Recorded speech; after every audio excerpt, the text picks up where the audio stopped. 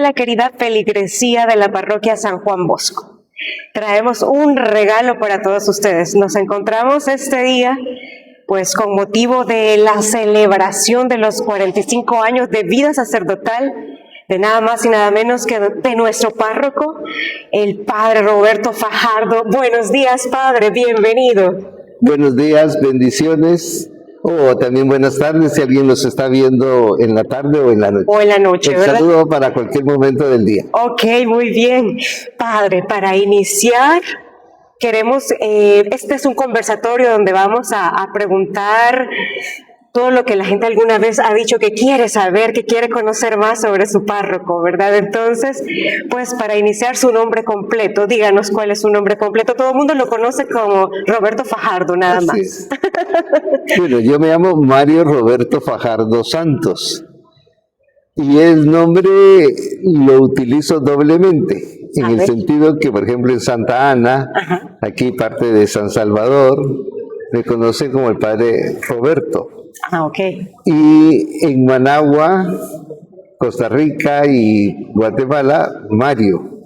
¿Por qué esto? Porque cuando en una comunidad salesiana hay otro que se llama Mario, vienen las confusiones. En una ocasión, estando en Santa Ana, y ahí fue donde vino el cambio, llegaron a buscarme unos amigos aquí de San Salvador y preguntaron por el padre Mario, y el portero dijo que el padre Mario se había ido a Panamá. Allá trabajaba también el director del padre Mario Madrid, que había ido a Panamá. Entonces el portero les dijo, el padre Mario se fue a Panamá, regresa dentro de 15 días. Aquellos pues agarraron sus cosas y se regresaron a San Salvador, y yo los llamo por teléfono y les pregunto que por qué no vinieron. Entonces ahí fue donde yo cambié, donde hay otro Mario, llamarme Roberto. Aquí está el hermano Mario Olmos, que ya tiene años de estar aquí. Okay. Y entonces yo respeto su nombre y por eso me cambié a Roberto, que ya mucha gente me conocía como padre Roberto. Pequeños detalles, ¿verdad? Pero que hacen grandes cambios. Sí, pero a usted, ¿con qué nombre le gusta más que le llamen? ¿Cuál de los dos le gusta Los dos nombres me gustan y depende del contexto. Por ejemplo, en mi familia solo es Mario. En algunas personas me dicen los dos nombres, Mario Roberto. Es indistinto. Ah, ok. Ya que menciona su familia, padre, ¿usted cuántos hermanos y hermanas tiene? Somos o fuimos 8, 5 mujeres y somos 3 hombres. Ya murieron los 2 mayores, una hermana y un hermano, quedamos 6. Yo soy el menor de los 8. Era el más consentido. Entonces. No, también el que más... el que más recibía, pero de los hermanos. Era el que vaya a la tienda, vaya, pero ¿por qué yo? Porque usted es el pequeño y tiene que ir. Bueno, eso sucede, siempre los hermanos mayores también quieren. Pero también sí es cierto, recibí mucho cariño de mi familia, no me quejo. Y ya que menciona su familia, padre, ¿cómo recuerda usted su infancia, toda su vida familiar antes de entrar pues al sacerdocio? Vivimos en una finca. Ah, qué bonito. Mi padre era trabajador de la cervecería Gallo en Guatemala, y nosotros, por el puesto que él tenía, vivíamos dentro de la fábrica. Y la fábrica estaba dentro de una finca. Entonces, había tiempo para todo. Podríamos decir que es una infancia muy feliz, muy contenta, con mis hermanos. Aquello de salir por las tardes, ir a vagar, barranquear, le decíamos nosotros, ir a las pozas, a los riachuelos que había por allí, o que nos agarraba la lluvia en la tarde, la tormenta, mojarnos, y ya sabíamos que cuando llegábamos íbamos a tener nuestra recompensa. La vida al aire libre. Muy bonita. Podemos decir que todos los hermanos, cuando a veces nos reunimos, platicamos de eso y recordamos nuestros años de infancia como muy felices. Y no solo yo, todos mis hermanos. Ay, qué bueno, me alegro. Porque a veces hay historias así como muy tristes, ¿verdad? Sí, de mucho dolor, pero qué bueno que ha tenido una infancia muy bonita. Yo pienso que mi generación o mi familia, digo mi generación porque casi todos éramos iguales, las familias, tuvimos la dicha que no tienen la mayoría de los niños hoy, que tuvieron un papá y una mamá en su casa. Así es. Nosotros podemos decir que podíamos carecer de muchas cosas, pero no de papá ni de mamá. Estuvieron todo el tiempo con nosotros. Y eso es algo que lo deja uno feliz para toda la vida. Tener un papá y tener una mamá. Presentes, ¿verdad? Eso es cierto. Eso es básico para la familia, pues, que es la base de la sociedad, ¿verdad, padre? Padre, hablando siempre pues del pasado, yo cuando leí esa pregunta dije, ¿será que yo me acuerdo de estas fechas? El bautizo, la primera comunión y la confirmación, ¿usted recuerda las fechas en las que lo hizo? ¿En qué año? Sí, el bautizo fue en febrero, porque yo nací muy enfermo y podríamos decir que es la primera señal de Dios en mi vida. Nazco muy enfermo, el médico dice que yo iba a morir. Entonces mi madrina, que era una mujer de una fe muy profunda, y mi madre también, pues antes de que el niño se muera, fue a bautizarlo. Sí es. Entonces mi mamá hizo esta oración delante de la imagen de la Virgen de la Asunción, porque nosotros pertenecíamos a la parroquia Nuestra Señora de la Asunción en Guatemala, zona 2. Y entonces mi mamá le dice a la Virgen, si es para mí, déjamelo y yo te lo entrego. Pero si es para ti, llévatelo y que sea uno de los angelitos que adornen tu imagen. Después que viene una consulta con un médico, y el médico da un tratamiento experimental que resultó beneficiario y aquí estoy. Aquí tenemos al padre Fajardo. Entonces estamos hablando de febrero. La primera comunión y confirmación fue el 26 de junio de 1960. Miren cómo recuerda la Sí, fecha. esa fecha porque es de los días claves en mi vida, 26 de junio. Tanto que a veces lo recuerdo en la feligresía o en los grupos de WhatsApp. Yo envío a todos recordándoles que yo ese día hice la primera comunión y la confirmación. ¿Y por qué fue clave esa fecha en su vida? Porque en realidad fue una experiencia de Dios para mí que yo siento que de ahí viene toda mi vida espiritual. Es decir, también hay que reconocer que en nuestra casa, aunque mis papás no eran unos cristianos así practicantes al 100%, eran gente buena, gente cristiana con muchos valores. Exacto. Tanto papá como mamá. Y entonces ellos tuvieron siempre aquel cuidado de estar en la fe con los sacramentos. Entonces en la mañana, a las 8 de la mañana, hice la primera comunión de manos de Monseñor Roseli Arellano, que era el arzobispo de Guatemala. Y después salimos al desayuno que nos preparó el colegio. Yo estaba en el colegio. Y de allí nos fuimos a la catedral. Como en aquella época así era, pues lo pasaban a uno, lo ponían en la fila.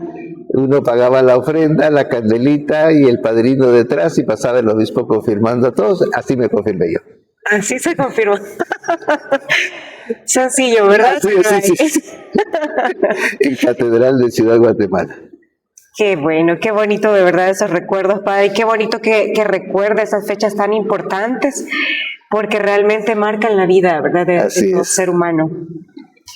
En breves palabras, ya hablamos de su vida familiar, pero de su infancia como tal, usted como persona, ¿cómo se ve niño? ¿Cómo recuerda esa infancia? En realidad, yo me recuerdo como un niño que le gusta el campo, como un niño que le gusta leer. Yo leía mucho en la infancia, tanto que como a los 9 años yo empezaba ya a leer El Quijote de la Mancha. Ah, súper bonito. Mi padre era un hombre que leía mucho, y yo aprendí a leer con él antes de llegar a la escuela, porque los días sábados había los periódicos, sobre todo el periódico, el Imparcial sacaba tiras cómicas, y ahí mi papá nos enseñaba.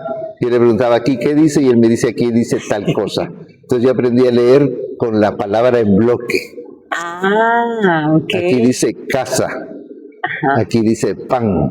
Entonces yo miraba eso y decía pan. Ya cuando iba a la escuela ya sabía yo bastante de esto. Un tip para las mamás y los papás también, mira qué bueno es copiar. No, y luego yo creo que también lo que más marcó en nosotros, o conmigo, es en la familia. La familia para mí es lo más importante. Sí, sí, y así es como debe ser realmente. Y es la lucha, ¿verdad, padre? Sí. En todas las misas, pues usted también lo recalca mucho, Sí. ¿verdad? Eso hemos notado.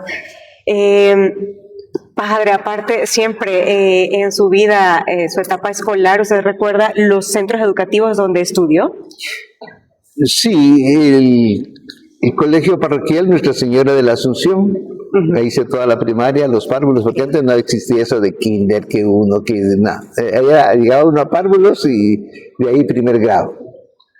Y luego estuve en el Liceo San Antonio 2 años, y de ahí para el plan básico, pues el Colegio Don Bosco de Guatemala, ahí donde saqué mi bachillerato. Hace unos días nos reunimos, yo con una llamada por internet, pues me comuniqué con mis compañeros de promoción del año 69. Pues ya que no es que era mucho ya, pero quedamos todos vivos a base de medicinas, tratamientos y ejercicio. Y la gracia de Dios, ¿verdad? Nos mantiene todavía con vida para pues seguir tocando la vida de muchas familias también. Padre, esto del carisma salesiano es una cuestión bien singular realmente. Uno de repente pues, y a veces nos dicen, ay, ustedes los católicos que se dividen, pero realmente la parte salesiana como que toca el corazón, emociona. ¿En qué momento usted conoció de Don Bosco? ¿Cómo es que él se presenta en su vida y cómo es que usted decide, verdad, seguir? En realidad es una contradicción. Ajá. Cuando era niño, en esa finca llegaban las hermanas a dar catecismo. Ah, ok. Y una de mis hermanas, Laura, era en esa época una niña también muy, muy inteligente y muy vivaracha, de esas jovencitas, porque ella me lleva 10 años. Ajá. Yo tendría tal vez 4 o 5. Ah, ok. O sea, de haber tenido 14 en esa época. Las hermanas daban clases de religión y reunían a todos los niños del campo, y llegábamos a escuchar catecismo. Y ella, por preguntas y respuestas que daban premios, ella se ganó 2 premios. Una imagen del Sagrado Corazón de Jesús, Ajá. que todavía se conserva en la casa. Ay, qué bendición, por Dios. Y una estampita de Don Bosco. Ah, Pero a mí Don Bosco no me gustó. ajá. Y ella me regaló, bueno, esto es para usted. Pero yo quería el Sagrado Corazón de Jesús. No quería Don Bosco. Ella me dio Don Bosco. ¿Y pero por qué no le gusta? es que en realidad Don Bosco se estaba riendo. Y a Ah, mí en mi mente no entraba que un santo tuviera que estarse riendo, porque uno ve todos los santos de la época, pues la Son imagen de serios. son serios, ¿verdad? Pero ese Don Bosco se estaba riendo y tenía una oración que yo no la recuerdo. Pero era una estampita que yo conservé como unos 15 años, de ahí con los cambios de la vida, terremotos y cosas, se perdió. Pero así es como entra Don Bosco. Y después, cuando llego al colegio salesiano, ya en el año 67, sí. me atendieron tan bien que yo me sentí muy feliz y dije, esto es lo que yo buscaba. Ok. Ahí es.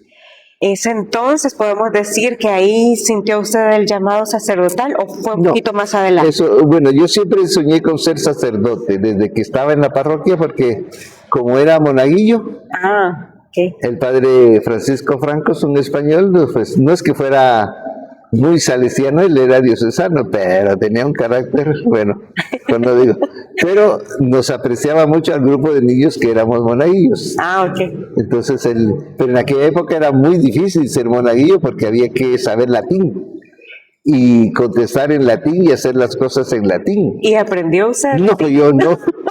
Porque había otro que sí sabía y solo nos hacía señas y nosotros. Ay, mire. Pero entonces, padre, ¿en qué momento usted siente el llamado? Bueno, cuando estoy en una acción apostólica que teníamos en el colegio que se llamaba Operación Carchá, Y en unas vacaciones, pues uno de los padres, el asesor, me pregunta si quiero ser sacerdote, y yo le dije que sí, así sin pensarlo, de un solo, sí. Y aquí estoy.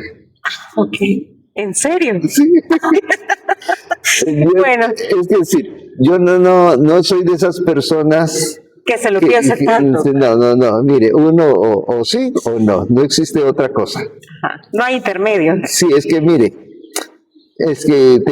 no, o quieres o no quieres. Es que eso es, yo me doy cuenta ahora con los muchachos que quieren ser sacerdotes o que están en proceso vocacional, que lo voy a pensar, que voy a dar, que seguimientos. No.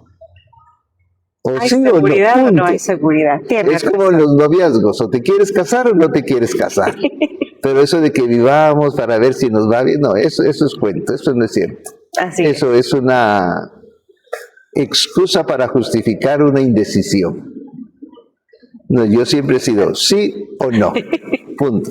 Y siempre he sido así. No, y es súper bien, si no lo tuviéramos acá. Bueno, ¿usted recuerda cuántos años tenía cuando ya se fue al seminario después de que dijo sí? 19 años. 19 años. ¿Y por qué la congregación salesiana? Como dicen, no había otro palo en que ahorcarse. Se ahorcó en las... No, es decir, el colegio Don Bosco era muy agradable. En realidad pienso que la bendición que tuvimos todos los alumnos de esos años en el Don Bosco fue haber conocido salesianos de una talla grande. El director, empezando por el padre Hugo Santucci, que cuando a mí me preguntan sobre él, yo digo, es lo más parecido a Don Bosco que yo he conocido dentro de la congregación. Entonces, ese hombre marcó todo el colegio, pero también todos los salesianos que estaban en esa época, que eran 13. Sí, sí. 13, imagínate, sí. 13 salesianos. Y todos de una calidad excepcional. Con decirle que ahí estaba el que me daba clases de literatura, el padre Hugo Estrada. Ah, ¿en serio? Sí, él era mi profesor de literatura. No, qué bendición de verdad. Y realmente cómo es de importante el carisma y la vocación, ¿verdad? Porque cómo atraen. Sí. Y entonces fue un ambiente muy bonito que no le permitía a uno ver otras opciones, porque ya prácticamente con esa experiencia de vida uno quería hacer eso. Okay. Sí. Bueno, padre, y ya cuando usted estaba en el seminario, ¿qué anécdotas tiene, qué recuerdos tiene de ese tiempo que vivió ya como seminarista, preparándose, ¿verdad?, para la vida sacerdotal? Yo pienso que para mí las cosas más bonitas han sido la cantidad de amigos que he tenido. Quizás eso. Yo nunca he sido un excelente estudiante. La verdad es que, ¿cómo explicara? Yo viví feliz, pero sacar buenas notas nunca fue mi prioridad. Aunque voy a decir que tonto no soy. No. Es decir, siempre fui un alumno de muy buenas notas, pero nunca fue mi intención sacar buenas notas. Para mí mi objetivo era aprender. Ajá. Y es que así debe ser realmente. A mí mi objetivo fue aprender. Sí, ahora ese es el problema a veces, que quizás un alumno es medido por la calificación que obtiene, ¿verdad? Y realmente no es medido por qué nivel tiene de aprendizaje de aquel tema. Sí, creo que una de las cosas más bonitas que fue ya como sacerdote trabajando en Xela, en Quetzaltenango, Guatemala, conocí a una periodista, María Elena, y yo le pregunté, ¿y usted qué se dedica? Pues mire, yo soy periodista, pero doy clases en un instituto militar del sur de Guatemala y mi trabajo es ayudar a estudiar a los peores alumnos. Entonces agarran a todos a esos aplazados, todos esos, se le forman un grado con ella y ella es la que les enseña a estudiar. Ella no daba las materias, sino enseñar a estudiar las materias. Ah, ok. Entonces, ¿y por qué no me da clases a mí? ¿Y qué quiere usted? Digo, enséñeme a leer. Y efectivamente empecé a tomar un curso los días domingos de 10 a 12 para aprender a leer. ¿A leer como lectura comprensiva o como...? Es decir, la mayoría de la gente agarra el texto y lee, pero con ella era técnica de leer, comprensión y llegar a los puntos esenciales de la lectura. Ella a mí me hizo mucho bien. Sí. Porque dije yo, si esto yo lo hubiera tenido en mis años de estudio, otro gallo hubiera cantado. Realmente. Pero como digo, mis notas nunca fueron malas, fueron siempre excelentes notas, pero nunca fue mi objetivo sacar buenas notas. Tanto que ya ordenado sacerdote me querían mandar a estudiar a la universidad en Italia, y yo dije que no, que yo prefería quedarme como soldado raso. Ok. Es decir, yo me doy cuenta que las gentes mientras más títulos tienen y más van subiendo y van perdiendo el contacto Cierto. con los jóvenes, con la gente. Y yo decidí quedarme abajo. Sí, y de pronto el exceso de conocimiento también va alejando de Dios, ¿verdad? Y como dicen que es lo más importante, pues nunca se olvida. ¿Usted recuerda, padre, la fecha de su ordenación sacerdotal? ¿Cuál fue su lema? ¿Y cuándo y dónde fue la primera misa que ofició? Fui ordenado sacerdote en la parroquia salesiana San Juan Bosco del Instituto Teológico Salesiano de Guatemala. Fue el 15 de agosto de 1981. Propiamente no tengo un lema de ordenación, puesto que para mí lo más importante fue la realización de mis votos perpetuos como salesiano. Y yo escogí del Salmo 15 este versículo que es el que ha motivado toda mi vida. El Señor es la parte de mi herencia, me ha tocado un lote hermoso, me encanta mi heredad. Celebré mi primera misa en la parroquia Nuestra Señora de la Asunción, que era la parroquia a la cual pertenecía mi familia. Allí había sido bautizado y allí también hice mi primera comunión. Fue una solemnidad, puesto que el día anterior había sido 15 de agosto, fiesta de la Virgen de la Asunción, y al día siguiente, nacimiento de Don Bosco. Así que fueron celebraciones muy llenas de asistentes. Padre, estamos por finalizar casi pues, este conversatorio con usted, que ha sido muy ameno. Quisiéramos que nos brinde un recorrido, Padre, por las parroquias en las cuales ha estado a lo largo de estos 45 años de vida sacerdotal. El tirocinio en Costa Rica fue una experiencia para avivarme, porque a veces uno es mero ingenuo y a veces con los alumnos tiene uno que despertarse, ¿verdad? Entonces, Ir más allá. Sí, los alumnos fue una experiencia muy bonita en Costa Rica, conocí gente muy, muy agradable, muy especial. Después la primera obediencia como sacerdote fue en Tegucigalpa. Puedo decir que es la experiencia juvenil de las más importantes, si no la más importante que yo he tenido en mi vida, porque ahí comprendí varias cosas y las puse en práctica y dio resultado. Cuando yo era el encargado de estudios y de catequesis del colegio, comprendí que solamente se puede evangelizar desde la libertad. Si no hay libertad, no hay nada. Entonces, en donde yo, cuando dependía de mí, las misas eran voluntarias, los retiros eran voluntarios, la participación en las actividades sagradas era voluntaria. Y el que no quería ir se iba a los salones de clase a estudiar. Los maestros cuidaban a los alumnos. Mientras que y cada vez se fue dando que era cada vez más los que asistían a misa, los que iban a retiros, que los que no participaban.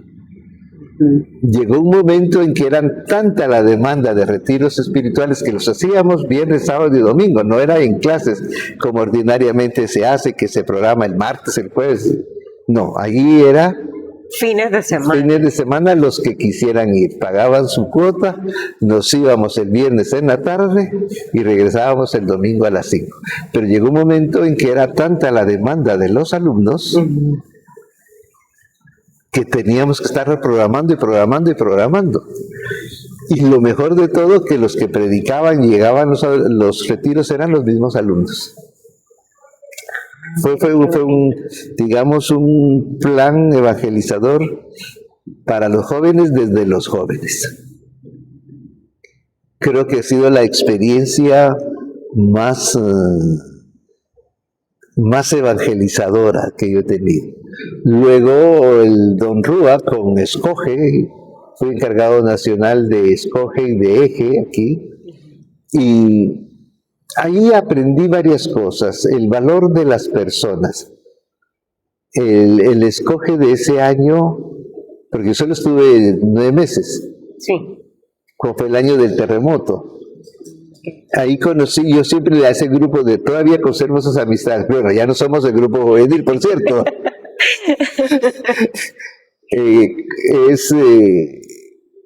Yo les digo, nunca he conocido un grupo que era como una gran constelación de estrellas, todas de primera magnitud.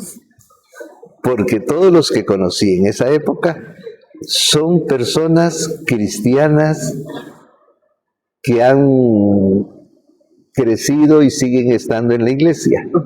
Pero yo nunca había visto tanta gente con tantos valores como en Escoge de ese año 86. De ahí me mandan, de ahí me voy, vino el terremoto, sacamos todo lo que se pudo, de ahí me fui a las misiones, ahí muere mi papá en el año 88.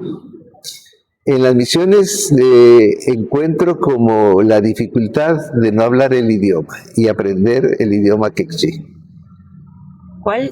Quechí. Quechí. Ese es de... Maya, norte de Alta Verapaz, Guatemala. Okay. Ajá. Y de ahí estuve 3 años, y de ahí regreso a Santa Ana, donde estuve 5 años, maravillosos. Fue donde pusimos el plan de evangelización de casa por casa, fue fabuloso. Ahí por poco me meten preso por invasión de tierras, pero eso es otra historia que requiere todo un equipo, un tiempo especial. Ahí vi la mano de María Auxiliadora guiando mi vida. Fue muy, muy interesante esa experiencia. Después Managua. Nicaragua es una tierra muy especial, donde la experiencia de esos 11 años en Nicaragua fue el trabajar con la gente, desarrollar un proyecto, y en 5 años, a venta de comida, de actividades, de rifas, logramos reunir $231,000. ¿En cuánto tiempo dice? 5 años. A base de ventas. Se pueden llevar a Por eso, sí, es lo que yo digo. Encontré una gente con lo que yo llamo la disponibilidad del diezmo del tiempo. Sí, sí. Eso es básico, ¿verdad? Para llevar a cabo. Entonces, se remodeló el techo del templo, se hizo un salón, se hicieron un montón de cosas, todo a base de la generosidad de la feligresía. Luego en Tegucigalpa me había saltado esto en el año 92, crear un programa de evangelización. En esa época Tegucigalpa en Comayagüela era 171,000 el censo de la población parroquial.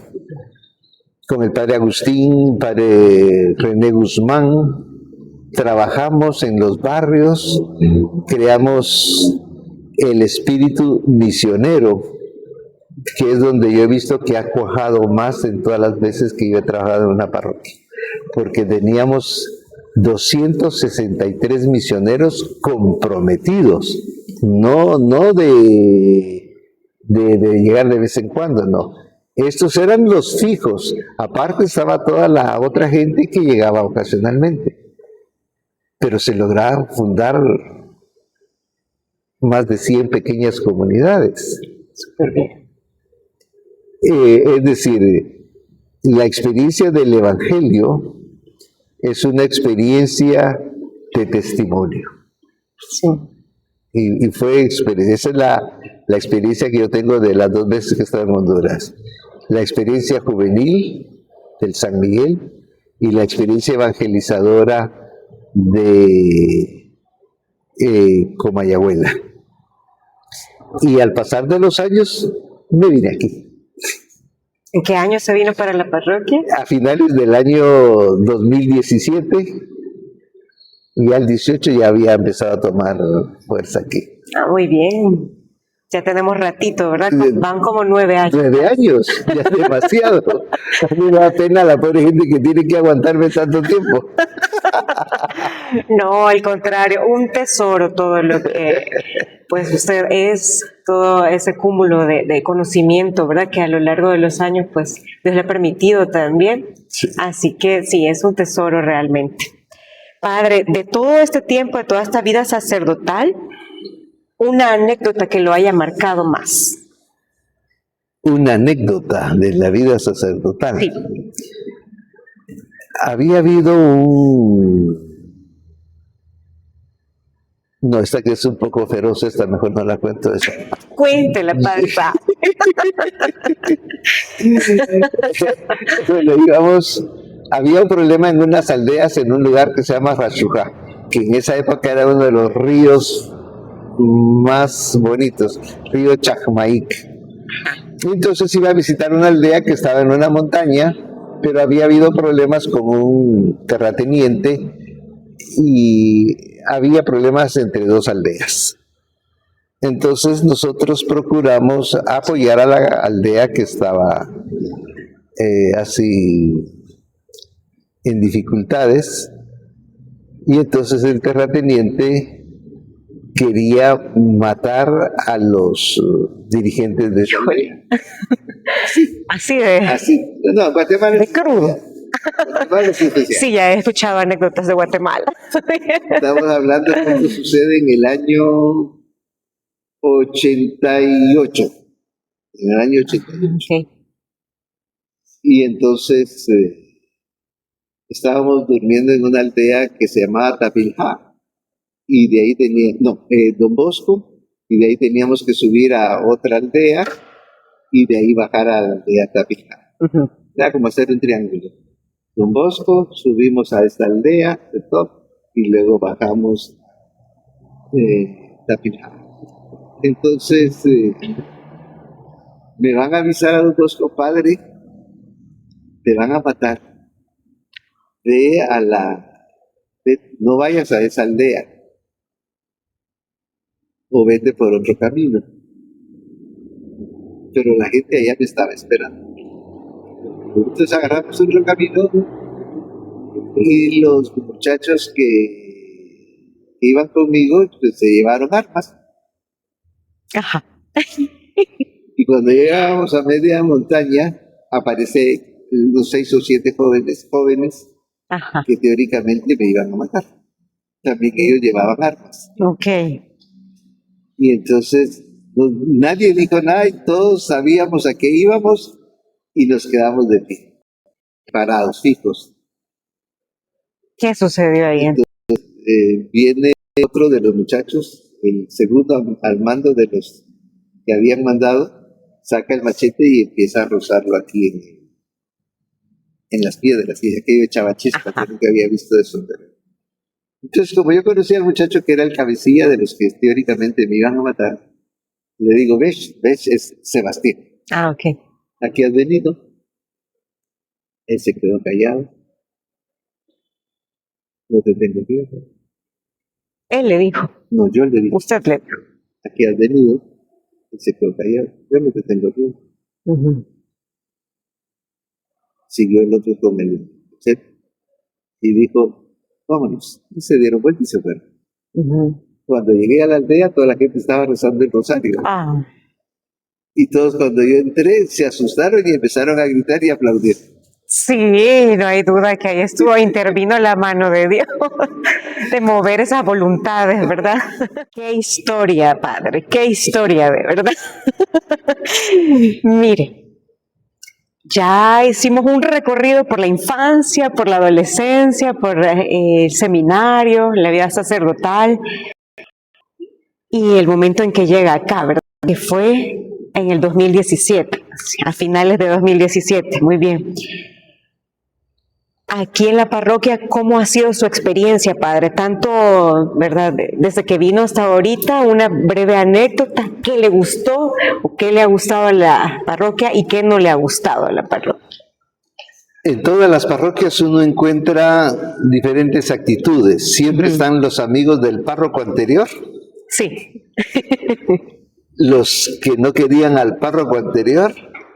Entonces los que no querían al párroco anterior generalmente se hacen amigos del nuevo sí. y empieza como la división con los antiguos amigos del párroco. Eso no lo noté yo en esta parroquia. Ah, qué bonito. Eso no lo noté. Pero en general ese es como un esquema que se da. En esta parroquia, ¿qué es lo que a mí me ha parecido? He conocido gente de una calidad humana y espiritual muy buena. Y como punto de referencia es la pandemia. Sí, a ver, cuénteme. La pandemia, yo venía de Tegucigalpa, entro a El Salvador y al día siguiente cierran el país. Fue 2020. una cosa interesante. ¿Cómo olvidarlo? Entonces empiezo y como en realidad la pandemia era algo nuevo para todos, yo me puse a orar y me puse a pensar qué debo hacer. Entonces, con don Alex, con Saúl Hernández, con la Ceci Najarro y otras personas, esos son los que se me vienen ahorita, empezamos a ver qué hacer. Porque como era algo desconocido para Sí. todos, fue donde empezamos a implementar todas las cuestiones de reuniones por Zoom, las catequesis, y empezamos a abrirnos al mundo digital. A fuerza. Es decir, yo lo que les explicaba a ellos que yo no tengo la capacidad de de esas técnicas, de esos conocimientos de redes sociales, pero les digo que implementemos todo eso. Y efectivamente con ellos empezamos todo. Fue en esa época donde empezamos. De ahí entra William y entran los otros a formar parte del equipo de la parroquia, la gente que sigue motivándose. Y creo que fuimos de las primeras, si no la primera, parroquia que empezó a dar catequesis y formación por Zoom. A la vanguardia siempre. Se dio un curso para las personas que debieran aprender cómo conectarse, o sea, porque todo eso había que hacerlo. Ya había empezado yo el año anterior exigiendo correo electrónico. Y eso fue un gran adelanto. Sí, sí. Lo que para mucha gente era lo normal, para mucha gente de nuestra parroquia era lo novedoso. Y empezamos y la Ceci, que era la secretaria, pues se encargaba de mandar los correos y todo.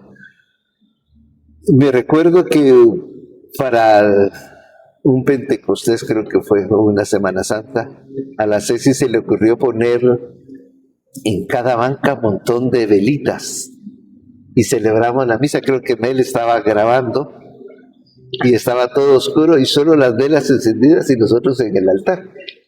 Fue cosas muy interesantes y así logramos hacer que la parroquia entrara de otra manera sin detener la evangelización. Sí. Me di cuenta que otras parroquias estaban como paralizadas, inclusive la misma reunión de clero no se hacía, pero nosotros ya teníamos catequesis, ya teníamos todo. Sí. ¿Y las misas también eran virtuales? También, al principio sí. Cuando ya empezamos abrir la parroquia en agosto, lo que es la anécdota y lo que más me ha quedado a mí de ese periodo hasta el día de hoy es la gente que se presentó voluntaria para los equipos de protocolo.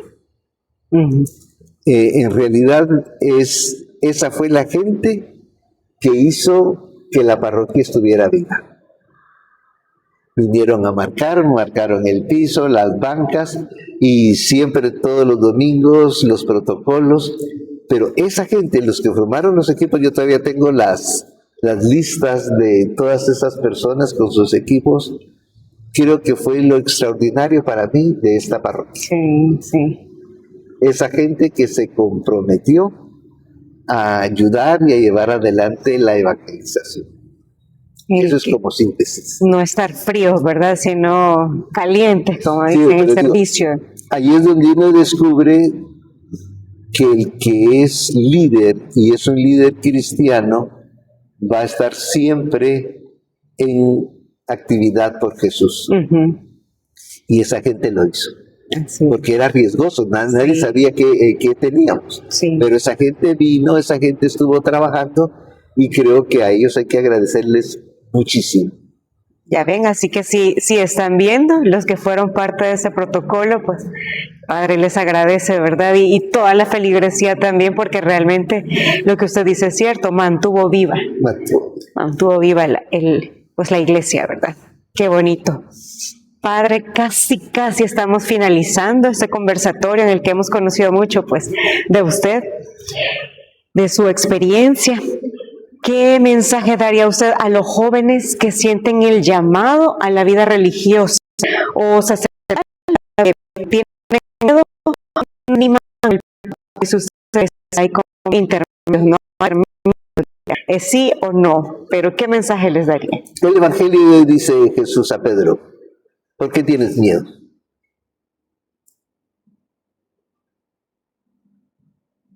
Así es. ¿Por qué tienes miedo? No hay que tener miedo.